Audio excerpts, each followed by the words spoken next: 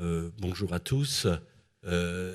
En regardant le programme de ces 2 journées et la thématique de tourner la page, je me posais la question comment être dans le sujet avec cette communication qui m'a été demandée, et je remercie aux organisateurs, je remercie les organisateurs de m'avoir sollicité, parce que il me semble que dans l'histoire de la Première Guerre mondiale, il y a effectivement quelque chose qui a à voir avec ce que Eric Hobsbawm appelait la naissance du nouveau siècle.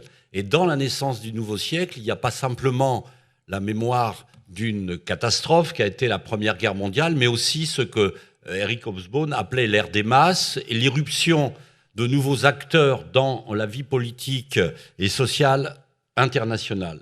Et ce que je voudrais, parce que le temps est limité, ce que je voudrais vous présenter, c'est une réflexion, non pas un récit, mais une réflexion quand même chronologique sur le lien entre la guerre mondiale, le phénomène révolutionnaire et surtout l'irruption d'une nouvelle ambition politique qui est celle, justement, d'un parti mondial de la Révolution. Alors ce projet ne tiendra pas ses promesses, tu viens de l'évoquer. Il se construit sur la base d'une crise du socialisme européen. Il n'en reste pas moins qu'il y a là quelque chose, un phénomène qui annonce ou qui esquisse une histoire nouvelle de ce que l'on pourrait appeler le champ de la politique mondiale, et pas seulement internationale. Mondiale au sens où, pendant longtemps, les seuls acteurs qui avaient joué un rôle fondamental dans l'histoire politique et militaire internationale, c'était l'Europe. Et avec la Première Guerre mondiale, il y a quelque chose qui se passe, c'est justement l'élargissement de la scène politique, économique, sociale, militaire, à l'échelle du monde. Alors, en ce qui concerne ce que j'ai appelé l'émergence de l'internationale communiste, il y a un lien avec la guerre, la révolution.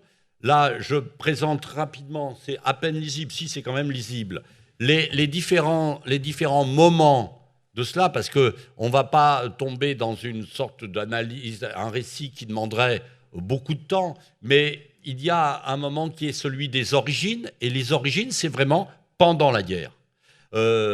Avec l'émergence de la révolution russe. La révolution russe est incompréhensible sans la guerre. Ce n'est pas la guerre en Russie seulement, c'est la guerre en Europe et c'est la guerre à l'échelle internationale.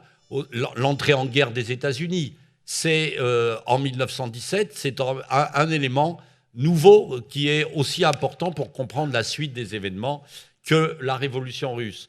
Et nous verrons que les 14 points de Wilson, la politique américaine, elle est en permanence obsédée, en tout cas marquée par les événements de Russie.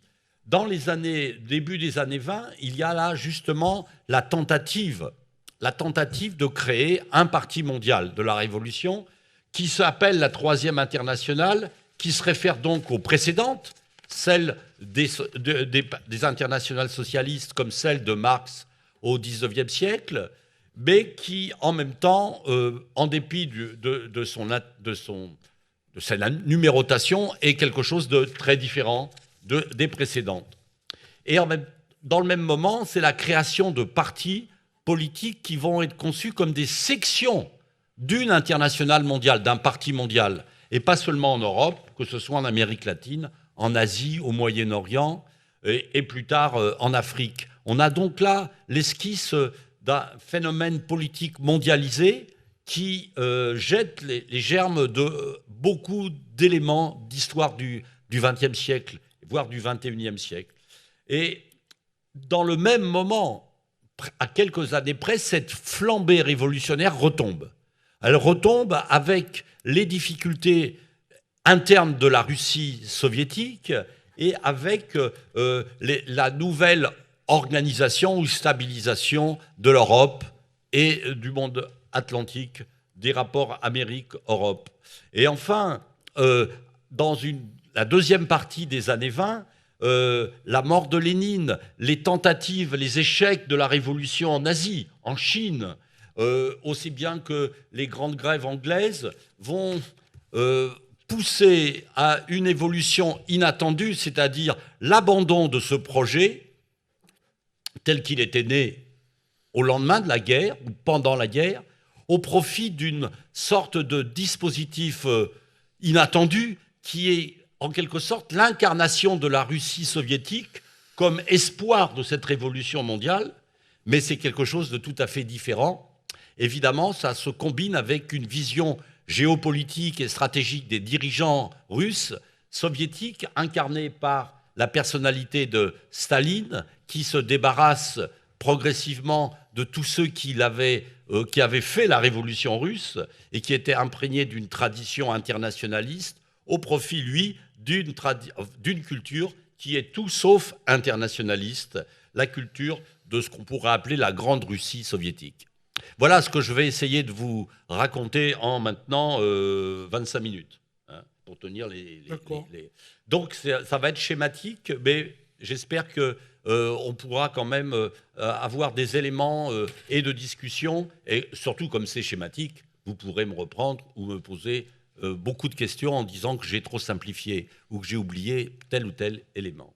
La première remarque que je voulais faire, c'est l'idée qu'il y a une interaction, tout ceci est bien connu, mais dans notre sujet et dans la thématique de ces rencontres, je pense que ça vaut la peine d'être évoqué, entre guerre et révolution. La révolution en Russie, ou même ce mouvement révolutionnaire mondial, est impensable sans la guerre. La guerre, telle qu'elle se développe, est un élément fondamental qui mérite à lui seul d'être réfléchi. C'est à la fois une interaction entre des États, mais au-delà des États, puisqu'une partie des États qui étaient présents au moment du début de la guerre disparaissent. On a donc un phénomène d'écroulement d'une partie du système international et interétatique.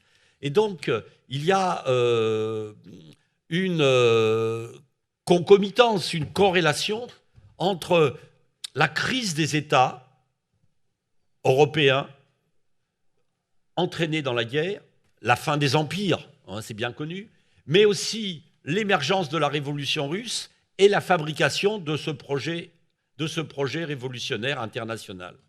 Alors, on va, dans un premier temps, évoquer les origines, la naissance. En 1919, il faut aller un petit peu avant, ce qu'a dit Rémi. Rémi, en quelques mots, a tout évoqué. Maintenant, je ne fais que commenter ce que tu as dit. Merci. Mais je t'en prie, c'est vrai. Durant la guerre, l'opposition minoritaire socialiste se réunit entre différentes tentatives de conférences. Nous verrons l'échec de ces conférences, leurs difficultés, et puis la continuation de la guerre et la révolution qui éclate pendant la guerre. Et cette révolution russe, elle est à la fois fille de la guerre et en même temps, elle est encerclée et menacée par la guerre. Elle se nourrit de la guerre et en même temps, c'est la guerre qui la menace. Et cette dialectique du rapport entre la révolution et guerre est évidemment tout à fait important pour comprendre la naissance de l'internationale communiste. La naissance de l'internationale communiste se réalise dans ce climat très particulier du rapport guerre et révolution, et qui fait référence à une histoire, à une mémoire ancienne, celle de l'Association internationale des travailleurs, créée en 1864 par Marx, mais qui en fait est tout à fait autre chose. Alors, revenons sur les premières oppositions à la guerre. Le mouvement socialiste, en 1914, le mouvement socialiste avait, à travers des différents épisodes, pris des positions plus ou moins fermes contre la guerre. On se souvient du congrès exceptionnel et extraordinaire de Bâle, où Jaurès avait fait un discours mémorable, justement au moment des débuts de la crise balkanique, et en disant que le capitalisme portait la guerre comme la nuée porte l'orage. quelque chose de ce genre. Non.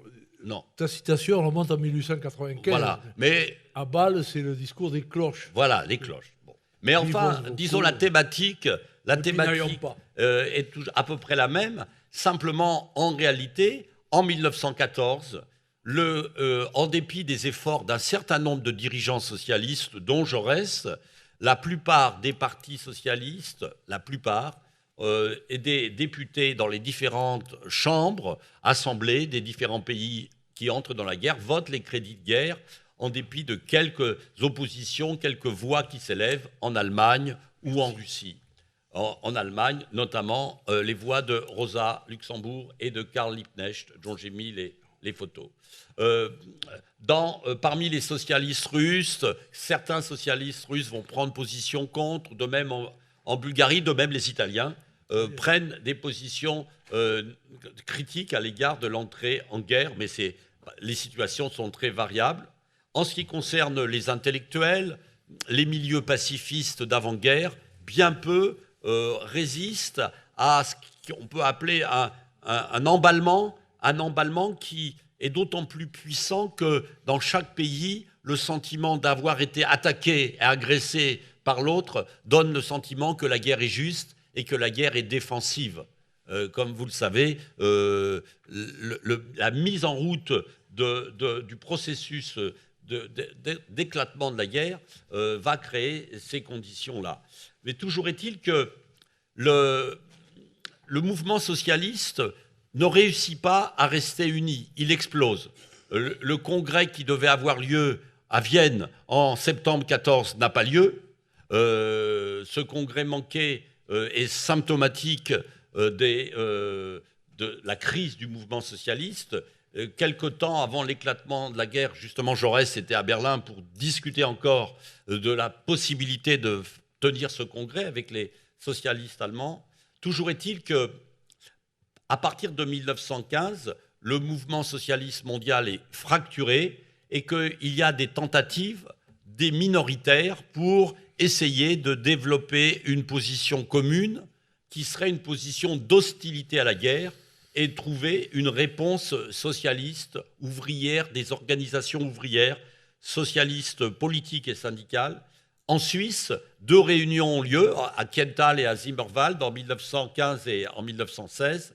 Elles débouchent sur un certain nombre de résolutions, mais d'une part, elles sont le fait de petits groupes, et deuxièmement, ces petits groupes sont eux-mêmes divisés entre des mouvements, des groupes qui sont pacifistes, et d'autres qui pensent qu'il faut utiliser la guerre pour faire la révolution.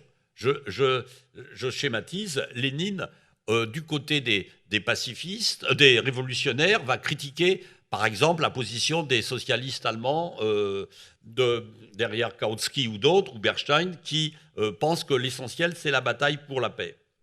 Et une dernière conférence qui devait se tenir en 1917 à Stockholm ne se tiendra pas en raison des divisions du mouvement socialiste et de l'impossibilité de réunir les socialistes des pays en guerre. Toujours est-il que c'est dans ce contexte que la révolution en russe éclate. Et donc, j'ai employé le terme de révolution, les révolutions de 1917, puisque le processus révolutionnaire, en fait, en Russie, dure au long de l'année 17, que pas le schématisme, le découpage qui a été fait postérieurement mérite d'être rediscuté ou fait l'objet de débats parmi les historiens. En tout cas, longue phase révolutionnaire de février à octobre, au moins, avec la mobilisation des soldats, des milieux ouvriers, puis du monde paysan, et une grande partie de la révolution se développe autour de la question de la guerre. Faut-il ou pas poursuivre la guerre? Faut-il ou pas envisager des transformations avant la fin de la guerre? Et c'est une partie du mouvement révolutionnaire est en quelque sorte animée par les débats autour de la guerre. Si les bolcheviks vont l'emporter à la fin de l'année 17, c'est sans doute parce que, d'une part, ils récupèrent une partie de l'influence parmi les soldats qui sont en riposte à leurs officiers, à leur état-major, c'est sans doute aussi parce que les bolcheviks promettent non seulement un soutien aux revendications de ces soldats, mais aussi qu'ils proposent la fin de la guerre et la paix immédiate.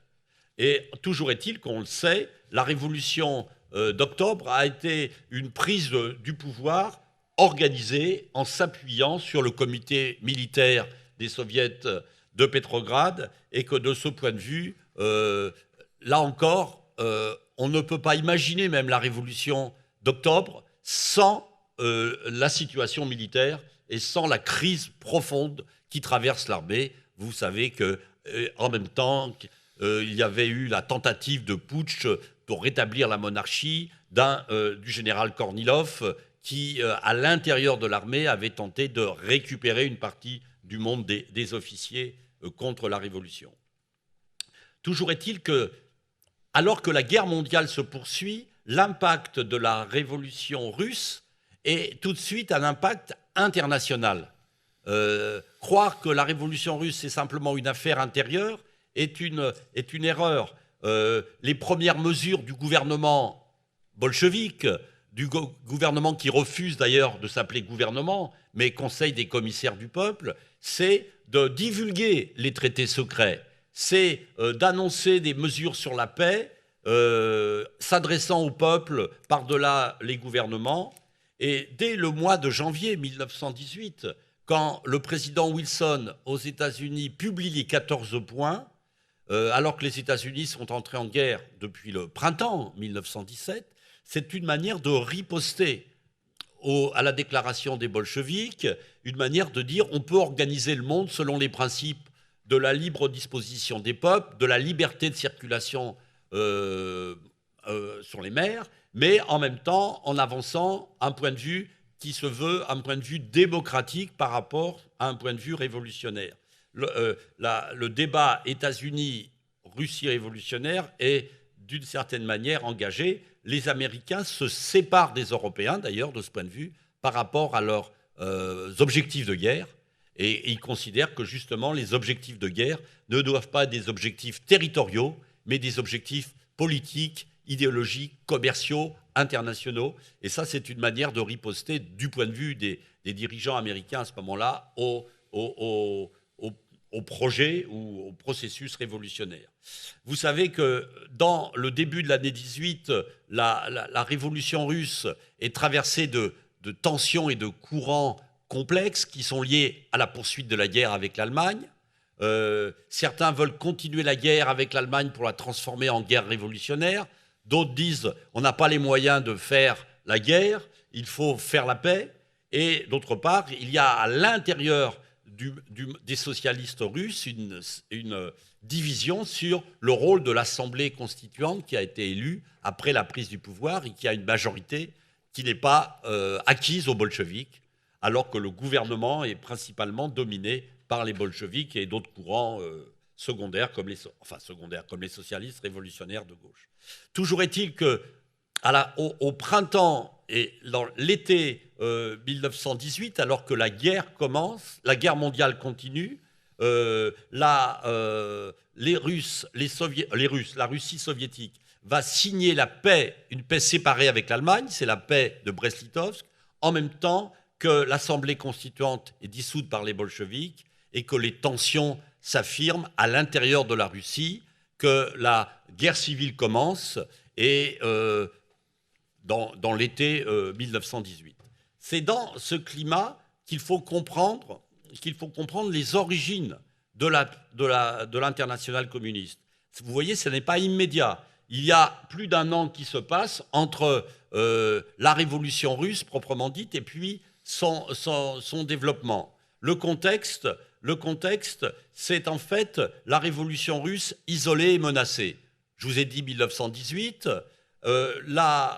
dès la fin de l'année 18, dès le 11 novembre, le jour de naissance de Rémy,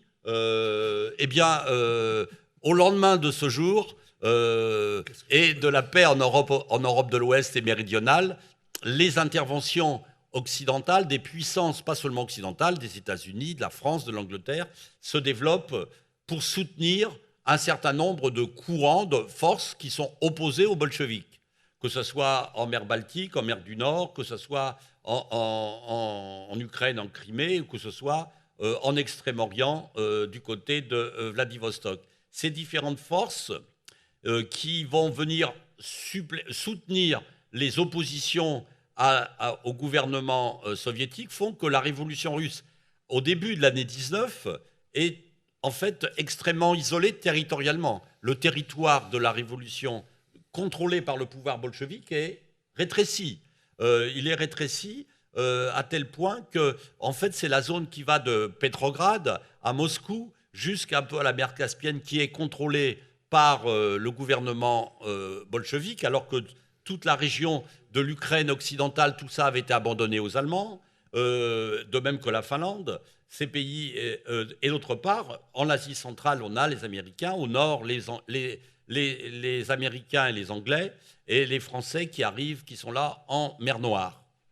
Donc, c'est dans ce contexte-là qu'il faut comprendre la naissance de la révolution, de l'internationale, en ajoutant les événements allemands. Je ne peux pas les développer dans le détail, mais vous savez qu'après la déconfiture de l'armée allemande, parce qu'il y a déconfiture de l'armée allemande, l'abdication des chefs de l'armée allemande et de l'empereur, qui ont tout fait pour ne pas endosser la responsabilité de la défaite, alors qu'ils avaient promis à leur pays, au pays jusqu'à la fin la victoire, ils vont faire en sorte de ne pas endosser la responsabilité de la défaite.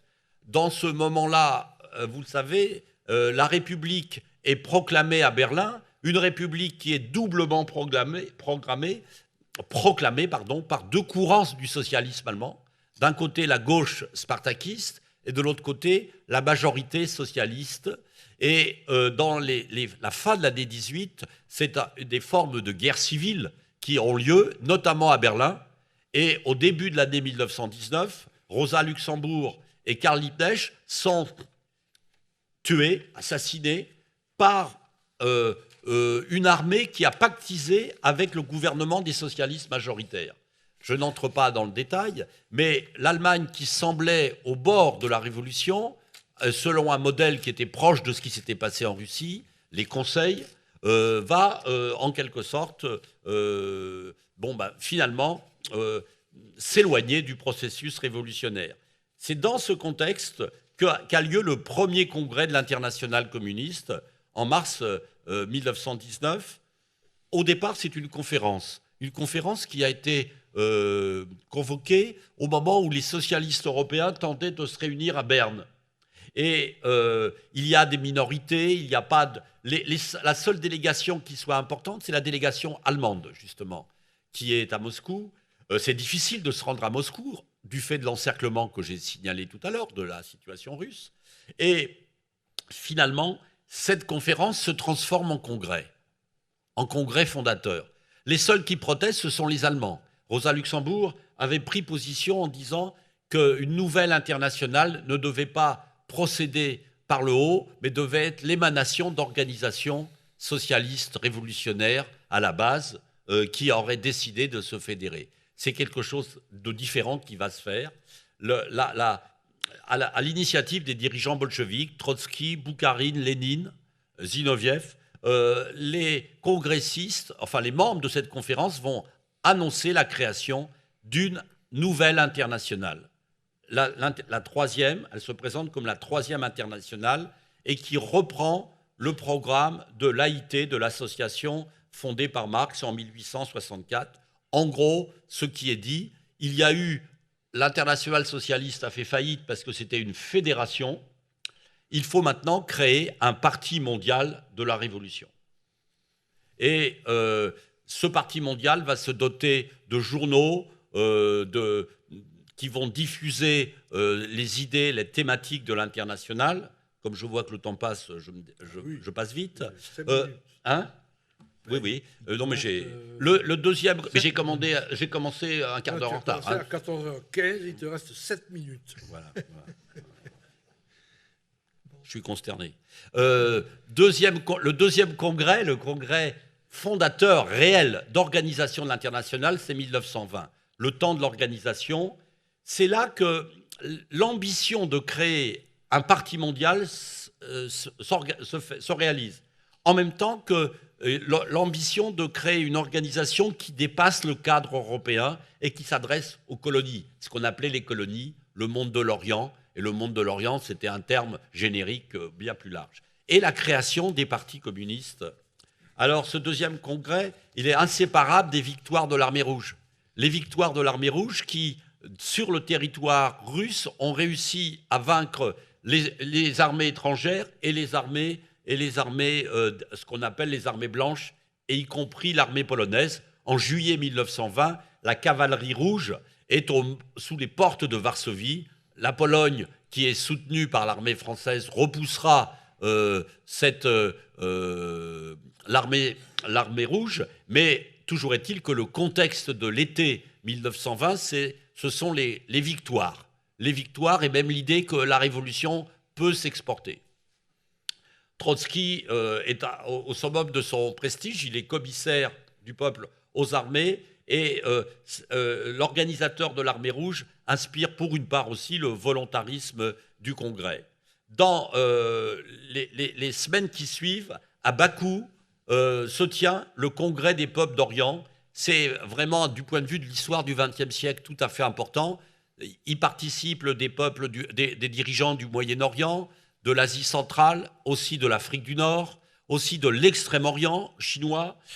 Et lors de ce congrès, les dirigeants ici, on voit Zinoviev, Boukharine, Radek, présentent l'idée de la convergence des luttes entre les peuples colonisés, les peuples de l'Europe, le monde ouvrier contre le capitalisme et la Russie soviétique. C'est l'idée d'un front anti-impérialiste, essentiellement contre l'Angleterre à ce moment-là. L'internationale communiste s'organise avec une organisation centralisée, un secrétariat, un comité exécutif, un bureau, et puis des assemblées périodiques, des congrès, et définit des conditions pour que les anciens partis socialistes se transforment et adhèrent à cette internationale, moyennant un certain nombre de conditions. J'ai mis en dessous une photo du congrès de Tours, où le 30 décembre 1920, en France, la majorité des délégués du parti SFIO, le Parti socialiste, adhèrent à la Troisième internationale. Alors, cet épisode étant vraiment l'apogée de ce rêve et de ce projet révolutionnaire, à partir de 1921 commence le temps des incertitudes. Et là, je n'entre pas. Oui, j'ai vu plus que combien ? 3 minutes. Bon, ou alors, c'est rien, je ne sais pas quoi dire. La situation russe, c'est l'épuisement du communisme de guerre, du volontarisme, la révolte des soldats de Kronstadt, l'échec de la révolution allemande, de nouvelles tentatives révolutionnaires ouvrières en Allemagne, et se développe une idée que la révolution est maintenant un long processus. C'est Trotsky et Lénine qui développent cette idée au 3e congrès de l'Internationale et qui proposent pour la première fois la thématique du front unique, la nécessité de s'unir entre socialistes et communistes. C'est plus ou moins bien compris un an après la scission par les communistes français ou italiens, par exemple. Lénine meurt en 1924 et c'est très, très, très curieux de voir que dans l'internationale communiste, les événements russes vont avoir un retentissement autour d'un thème que j'évoque d'un mot, le terme de bolchevisation. En substance, l'explication selon laquelle la révolution n'a pas connu l'expansion attendue, c'est qu'il n'avait pas, dans les autres pays, il n'y avait pas de parti bolchevique. Donc il faut bolcheviser les partis, il faut en quelque sorte faire la révolution dans chaque parti communiste.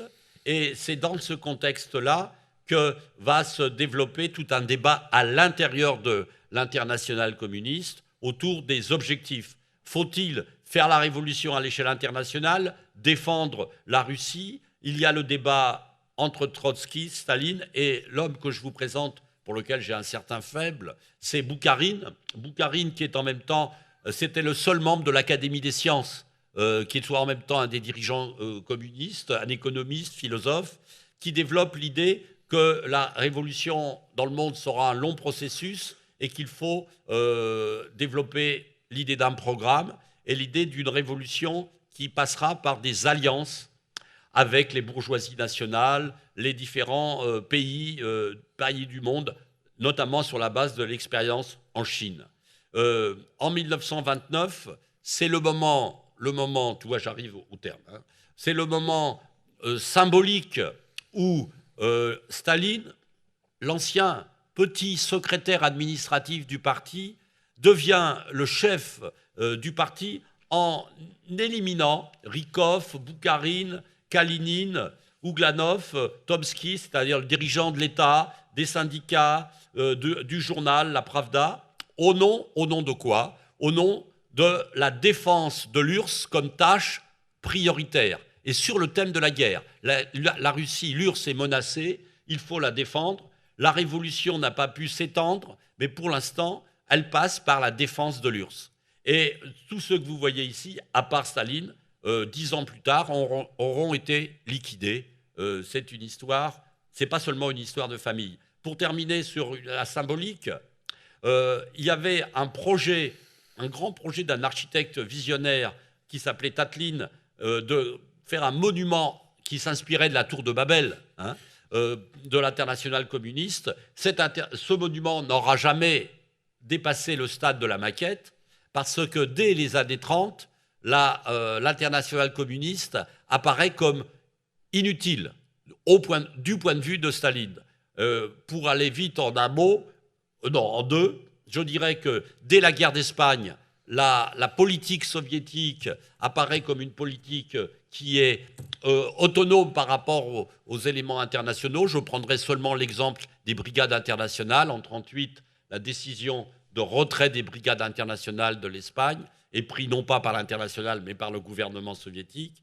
Et surtout, la dissolution de l'international se réalise en juin 1943, quelques semaines avant la conférence de Téhéran, c'est-à-dire entre dans le jeu diplomatique international de l'URSS qui veut donner des preuves que le projet révolutionnaire mondial n'est plus d'actualité, mais que désormais c'est une alliance entre États, et notamment l'Union soviétique et les États-Unis, qui est à l'ordre du jour. C'est la fin du rêve fondateur de ce parti mondial tel qu'il avait été, en quelque sorte, qu'il avait émergé au lendemain de la Première Guerre mondiale. Et c'est la fin de ton exposé aussi. Et voilà. Bon, bravo. Bon, Serge, nous te remercions de cette très belle fresque.